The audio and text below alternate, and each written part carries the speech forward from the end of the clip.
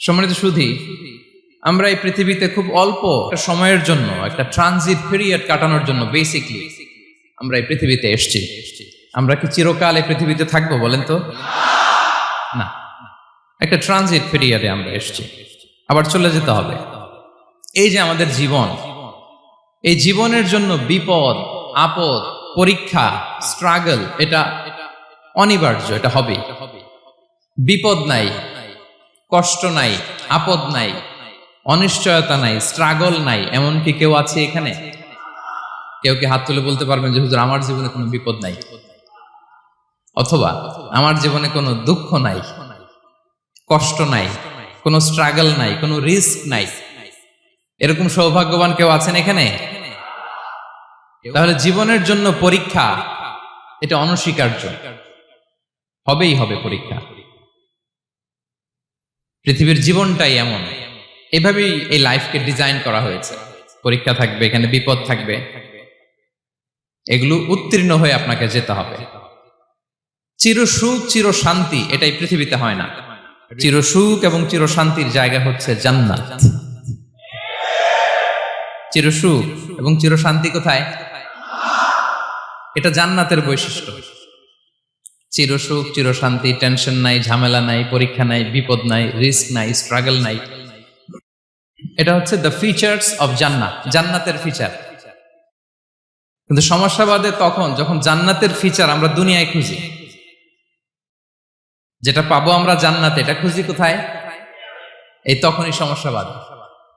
And this is the main problem. এটাই বড় সমস্যা। এই সমস্যার সমাধান কোথায়, এটা নিয়ে আজকে আমি কিছু কথা অ্যাড্রেস করবো ইনশাআল্লাহ। তো তাহলে আসুন শুনি জান্নাতের ফিচার কি। জান্নাতের কমন একটা ফিচার হচ্ছে জান্নাতে there will be no sickness in paradise. জান্নাতে কোনো অসুস্থতা থাকবে না, চিরসুস্থ। সুবহানাল্লাহ পড়েন। চিরসুস্থ, চির সবল, কেউ অসুস্থ হবে না জান্নাতে। জান্নাত হবে অ্যান্টি এইজিং, জান্নাতে বয়স বাড়বে না কারো, চির যৌবনা, চির যুবক, অ্যান্টি এজিং। আপনারা জানেন যে বর্তমান পৃথিবীতে অ্যান্টি এজিং ক্রিম পাওয়া যায় না? ক্রিম, কথা বুঝতেছেন? অ্যান্টি এজিং ক্রিম পাওয়া যায়। তারা বলে এই ক্রিম মাখলে চামড়ায় ভাঁজ পড়ে না। এটার দাম আছে কিন্তু অনেক।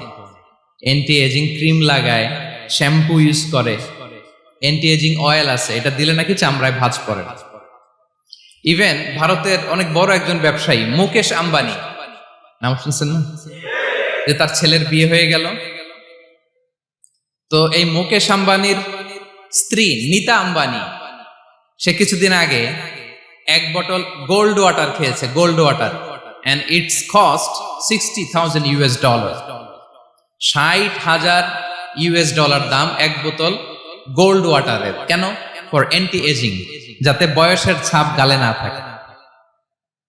এখন বলেন, এভাবে কি আমাদের বয়সকে ধরে রাখা সম্ভব এই পৃথিবীতে? সম্ভব না, কারণ এই ফিচারটা দুনিয়ার ফিচার না, এটা জান্নাতের ফিচার। সুবহানাল্লাহ পড়েন। তাহলে জান্নাতে কেউ অসুস্থ হবে না। জান্নাত হবে চির যৌবন, চির যৌবনা, ওখানে আমরা যুবক থাকবো। প্রত্যেকে 33 বছরের যুবক যুবতী হয়ে জান্নাতে ঢুকবো। বিষ্ণু ইসলাম বলেন, আহলুল জান্নাতি জুরদা ওয়া মুরদা ওয়া আবনাউ সালাসিন ওয়া সালাসিন।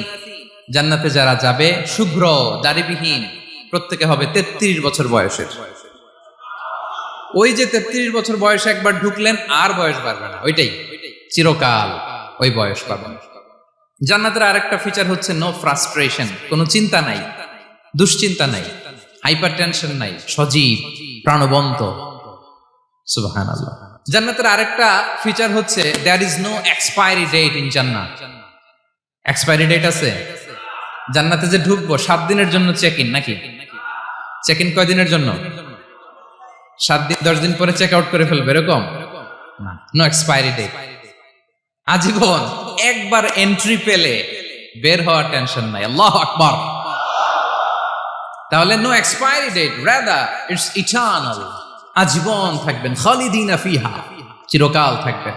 এবং জান্নাতের সবচাইতে গুরুত্বপূর্ণ ফিচার হচ্ছে there will be no death in জান্নাত। জান্নাতে আপনার আর মৃত্যু হবে না, মৃত্যুর বিদায় হবে। তার মানে আপনি অমর হবেন। তাহলে আপনি চির সুস্থ, চির সবল হবেন জান্নাতে, চির যুবক থাকবেন, প্রাণবন্ত থাকবেন, আপনি অমর হবেন, আপনি জান্নাতে মরবেন না। জান্নাতীরা যখন জান্নাতে যাবে ফেরেশতারা ডেকে বলবে, ইয়া আহলাল জান্নাতি ইন্না লাকুম আন তাসিহু ফালা তাসকামু আবাদা। জান্নাতীরা চিরকাল সুস্থ থাকবা, অসুস্থ হবা না। ইন্না লাকুম আন তাশিব্বু ফালা তাহরামু আবাদা।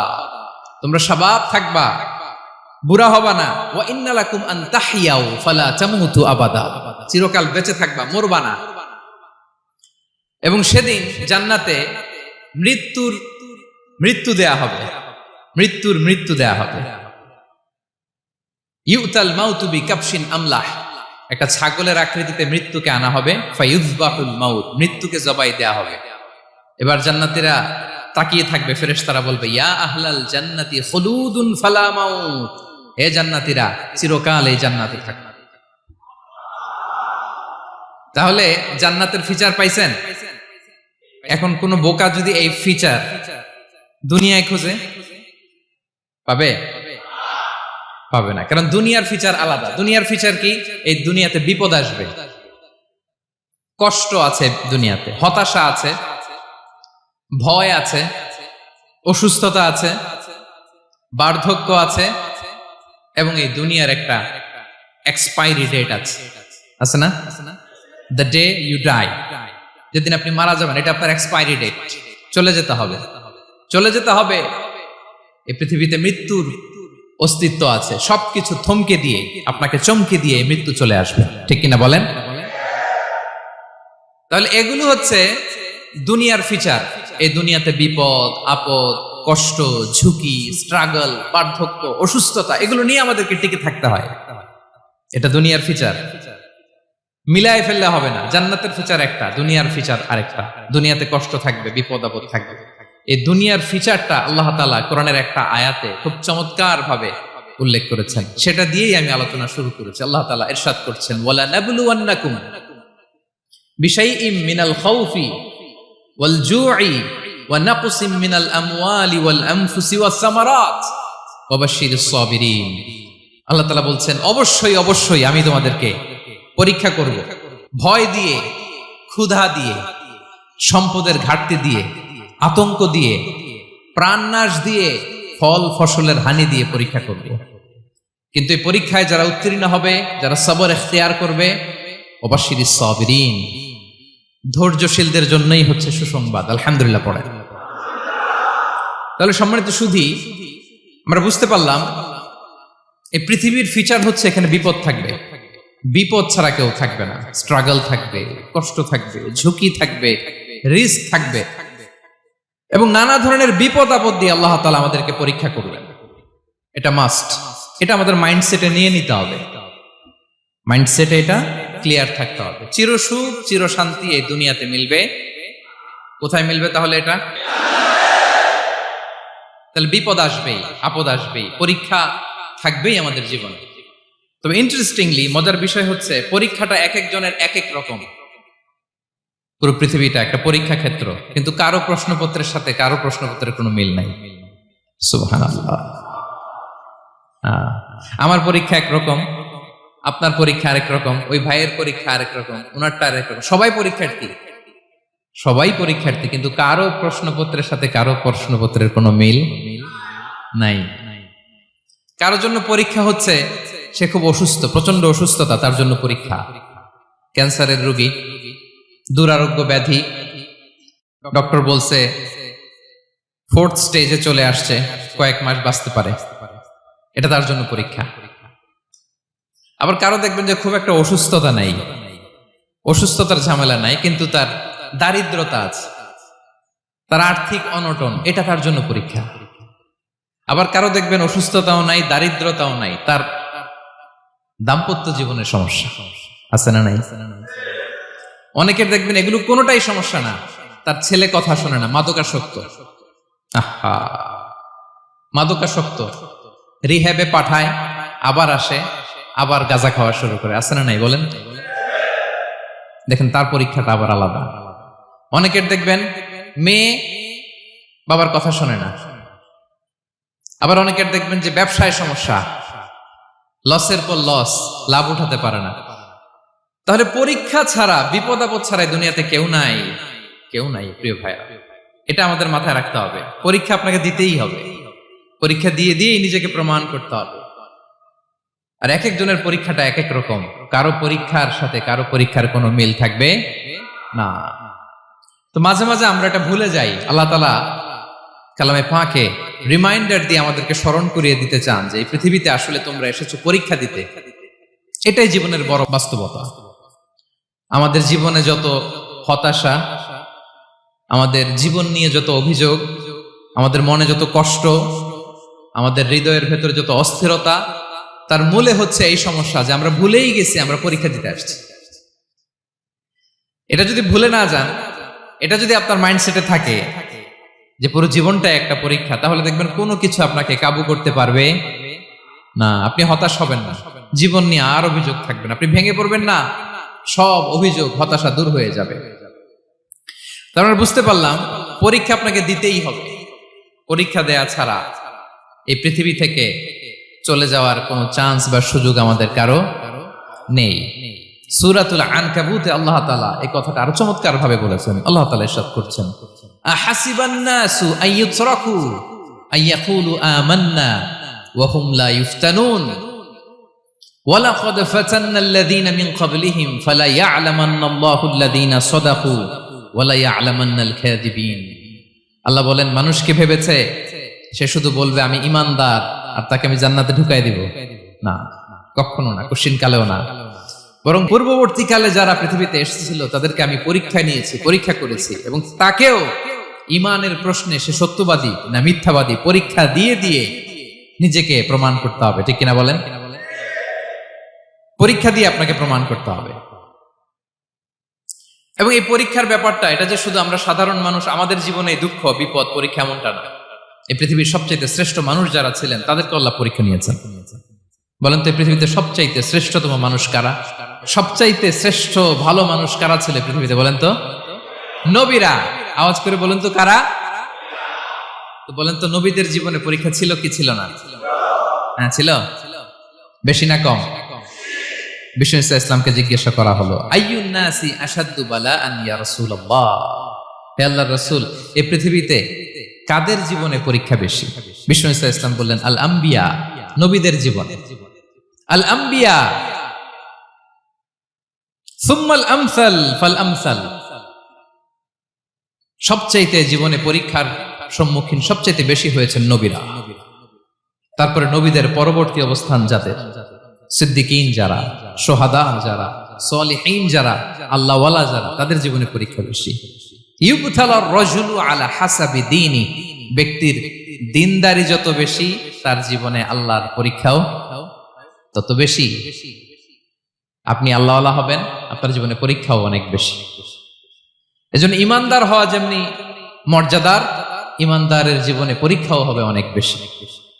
এবং পরীক্ষা যত বড়, খেয়াল রাখতে হবে, মন খারাপ করার কোনো সুযোগ নেই। পরীক্ষা যার জীবনে যত বড়, সেটাতে সফল হতে পারলে ওটার প্রতিদানও বড়।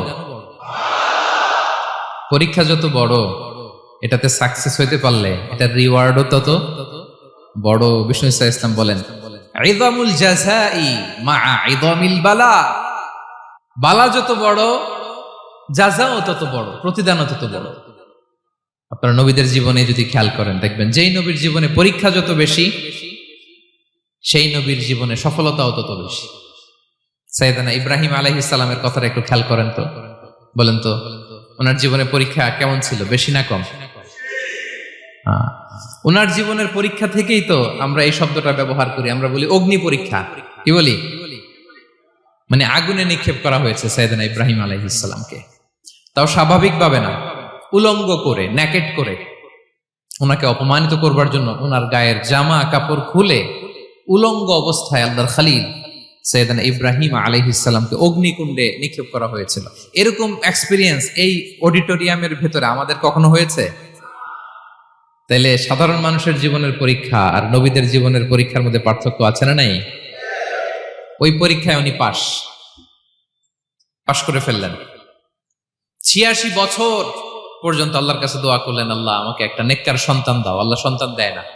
৮৬ বছর পরে আল্লাহ তাআলা সাইয়েদনা ইব্রাহিম আলাইহিস সালাম এবং হাজারের ঘরকে উজালা করে সন্তান দিলেন। সাইয়েদনা ইসমাঈল আলাইহিস সালাম পৃথিবীতে আসলেন কত বছর বয়সে? 86 বছর বয়সের এখানে কেউ আছেন? হ্যাঁ, আছি আমরা? কেউ নাই। 86 বছর বয়সে প্রথম সন্তান পেয়েছে। তাদের ঘরকে উজালা করে আল্লাহর নবী সাইয়েদনা ইসমাঈল আলাইহিস সালাম আসলেন। এবার আল্লাহ বললেন, যাও স্ত্রীকে আর এই কলিজার টুকরা সন্তানকে, থাকো তো প্যালেস্টাইনে, প্যালেস্টাইন থেকে ১,৫০০ কিলোমিটার দূর দ্য ব্যারেন ল্যান্ড, ওই মক্কার ধুধুমরু প্রান্তরে রেখে আসো, যেখানে কেউ নাই, মানুষ নাই, গাছ নাই, পাখি নাই, পানি নাই, যাও রেখে আসো।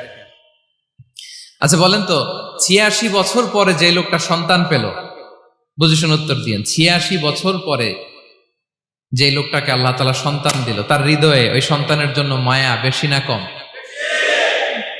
এমনি তো আমাদের প্রথম সন্তানের হিস্ট্রিটা একটু খেয়াল করেন তো। প্রথম আমাদের যে মেয়ে হয়েছিল বা যাদের ছেলে হয়েছিল, তার প্রতি আদর, সোহাগ, দরদ, ভালোবাসা, আহ্লাদ কত ছিল। আর ৮৬ বছর বয়স আল্লাহ তাআলা ওনাকে সন্তান দিলেন, দিয়ে বললেন, যাও হাজারকে আর ইসমাঈলকে মক্কার ধুধুমরু প্রান্তরে রেখে আস। আল্লাহ তাআলা বলতে দেরি, চলে যেতে দেরি নাই, মুহূর্তে উনি রওনা হয়ে গেলেন। সুবহানাল্লাহ পড়বেন না? রেখে আসলেন মক্কার ধুধুমরু প্রান্তরে। এবার আল্লাহ বললেন, যাও রিটার্ন ব্যাক টু প্যালেস্টাইন, প্যালেস্টাইনে চলে যাও। চলে গেলেন, হৃদয়টা ভেঙে খান খান। অনেক বছর পরে আল্লাহ তাআলা আবার অনুমতি দিলেন, যাও এবার ছেলেকে দেখে আসতে পারো, যাও প্যালেস্টাইন থেকে আবার মক্কায় যাও। সাইয়েদনা ইব্রাহিম আলাইহিস সালাম প্যালেস্টাইন থেকে আবার ১,৫০০ কিলোমিটার পথ পাড়ি দিয়ে, এখনকার মতো ফ্লাইটে যায় নাই, গাড়িতেও না, উটে করে। কিসে করে? উনি যে কতবার মক্কা থেকে ফিলিস্তিন এসেছেন আর গিয়েছেন, কোন ইয়ত্তা নাই, হিসাব নাই। গেলেন, এবার ছেলেটা হাঁটতে পারে, দৌড়াতে পারে, একটু একটু কথা বলতে পারে, আব্বু আব্বু ডাকতে পারে। কেমন মায়া লাগে বলেন তো? মায়া ভালোবাসায় যখন টইটম্বুর, ঠিক ওই মুহূর্তে আল্লাহ বললেন, ছেলেকে জবাই করো, জবাই করো ছেলেকে। আল্লাহ তাআলা বলতে দেরি করেছেন, আল্লাহর আদেশ পালনে ১ সেকেন্ডও তিনি দেরি করেন নাই। ছুরি চালালেন, জান্নাত থেকে দুম্বা নিয়ে আসা হলো। এভাবে আল্লাহর নবী ইব্রাহিম আলাইহিস সালাম ওনার জীবনের প্রতিটি ক্ষেত্রে যেখানে আল্লাহ তাআলা ওনাকে পরীক্ষা নিয়েছেন, উত্তীর্ণ হয়েছেন। এবং দেখেন ওনাকে আল্লাহ তাআলা কি উপহার দিলেন, আল্লাহ তাআলা ওনাকে খলিলুল্লাহ উপাধি দিলেন, আল্লাহর বন্ধু। সুবহানাল্লাহ বলেন। আল্লাহ তাআলা বলছেন, ওয়া ইযিবতালা ইব্রাহিম রাব্বুহু বিকালিমাতিন ফাআতাম্মাহুন ক্বালা ইন্নী জাঈলুকা লিন-নাসি ইমামা। আল্লাহ অনেকগুলো পরীক্ষা নিয়েছিলেন সাইয়েদনা ইব্রাহিম আলাইহিস সালাম, প্রতিটা পরীক্ষায় সাকসেসফুলি পাস করেছেন, গোল্ডেন এ প্লাস। আল্লাহ বলেন, ইন্নী জাঈলুকা লিন-নাসি ইমামা, I'm gonna make you the leader for the entire human being. I'm gonna appoint you as a leader for the entire universe. গোটা বিশ্বের জন্য, গোটা মানবতার জন্য আমি তোমাকে লিডার বানায় দিলাম। ইযামুল জাযাই মা'a ইযামিল বালা।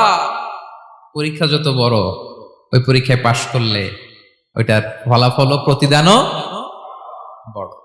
তাহলে দেখেন প্রিয় ভাইরা, সাইয়েদনা ইব্রাহিম আলাইহিস সালামের জীবনে পরীক্ষার কোনো শেষ ছিল না। আমি আপনি কোথায়? আল্লাহর খলিলের জীবনে যদি এত পরীক্ষা থাকতে পারে, আমি আপনি কোথায় বলেন তো? এবার বলেন, সাইয়েদনা মূসা আলাইহিস সালাম, ওনার জীবনে তো কোনো পরীক্ষার ছিল না। হ্যাঁ, গুণে শেষ করতে পারবেন? জন্মটাই তো হয়েছে পরীক্ষার মধ্য দিয়ে। মিশরের ছেলে সন্তান হইলেই ফেরাউন বলছে জবাই করো। ওনার মা এরকম সিন্ধুকে করে ভাসায় দিলেন নীল নদীতে। আল্লাহু আকবার! কি একটা রোমাঞ্চকর পরিস্থিতির মধ্য দিয়ে আল্লাহ তাআলা ওনাকে বাঁচালেন। সুবহানাল্লাহ। জন্মই হয়েছে পরীক্ষার মধ্যে দিয়ে। বড় হইলেন, ফেরাউনের ভয়ে দেশ ত্যাগ করলেন, মিশর থেকে মাদিয়ান। আবার আল্লাহর আদেশে যখন ফিরে আসলেন, আবার ফেরাউনের সাথে তর্ক বিতর্ক, যুদ্ধ। একটা রাত আল্লাহ নবী মুসা আলাইহিস সালাম শান্তি মতো মিশরে ঘুমাতে পারে নাই। একটা রাত। শেষ পর্যন্ত এই ফেরাউন মুসা আলাইহিস সালামকে ধাওয়া করেছে। ফেরাউনের ধ্বংসের আগ পর্যন্ত সে মুসা আলাইহিস সালামকে ধাওয়া করেছে। তার মানে মুসা আলাইহিস সালাম এই বিপদ আপদ পরীক্ষা এগুলো থেকে মুক্তি পান নাই। এবার বলেন ঈসা আলাইহিস সালামের কথা। ওনার জীবনে তার পরীক্ষা ছিল না? কি পরীক্ষা ছিল? হ্যাঁ, আল্লাহু আকবার। Same scenario goes to the biography of every messenger in the world. পৃথিবীর সব নবীর ক্ষেত্রে একই ঘটনা ঘটেছে। সাইয়েদনা ঈসা আলাইহিস সালাম দাওয়াত যখন দিলেন, ওনার বিরোধিতা শুরু হলো, ওনাকে হত্যার ষড়যন্ত্র হলো, ইভেন কি ওনাকে মারার জন্য বনি ইসরায়েলেরা উদ্ধত হলো, জানে বাঁচবার জন্য পালালেন, এক ঘরে ঢুকলেন, চারদিক দিয়ে ঘেরাও করলো, উনি দরজা জানালা লাগাই দিলেন।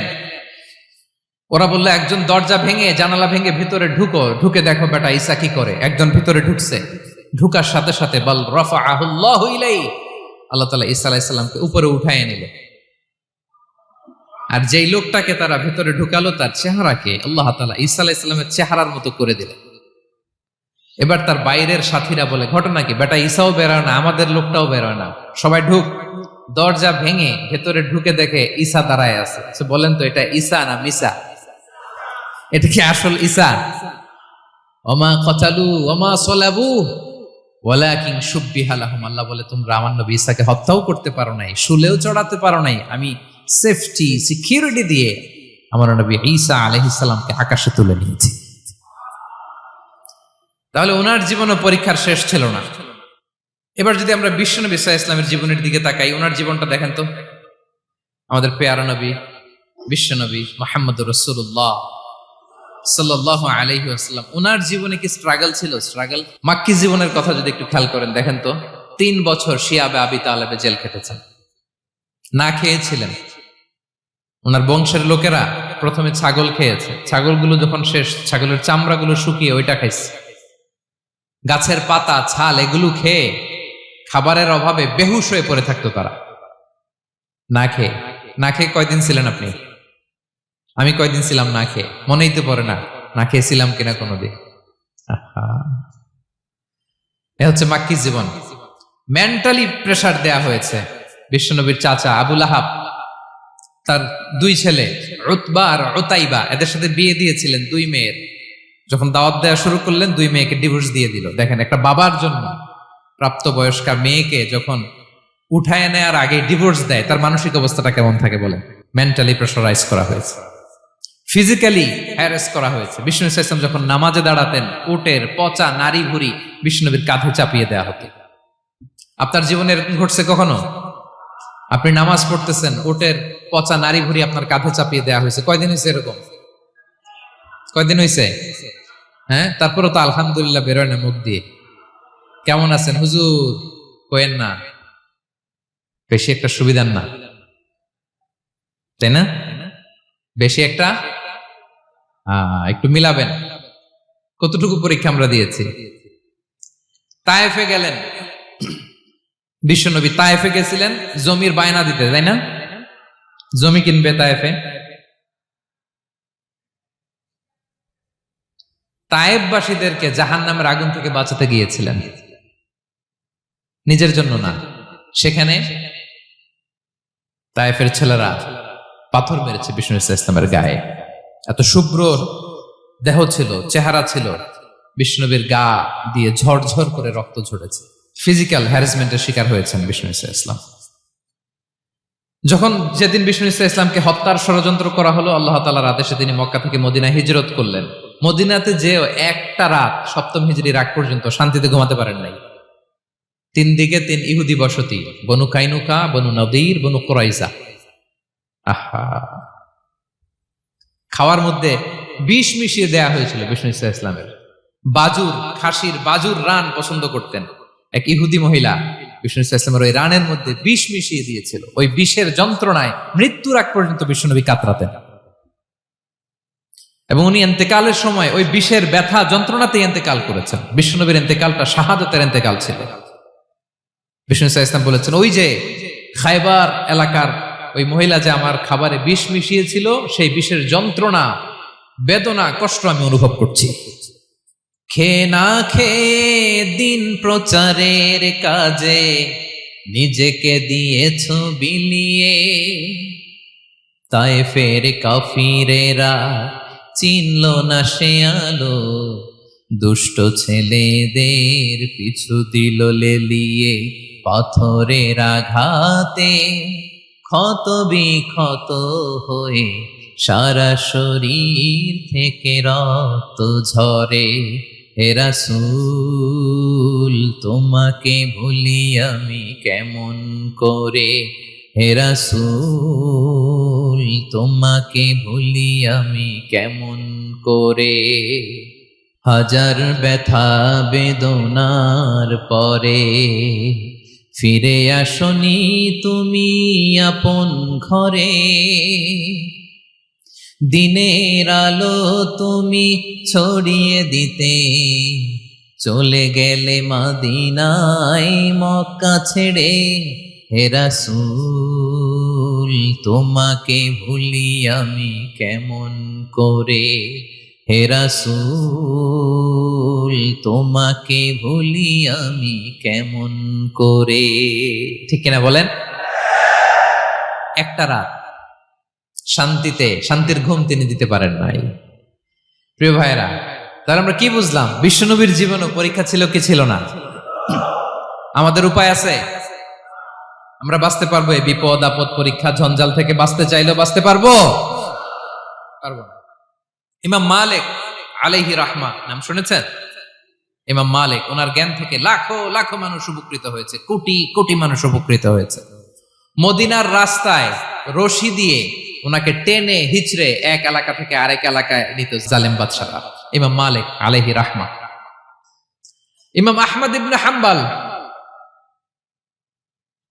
ওনাকে বেত্রাঘাত করা হতো, চাবুক দিয়ে পেটানো হতো।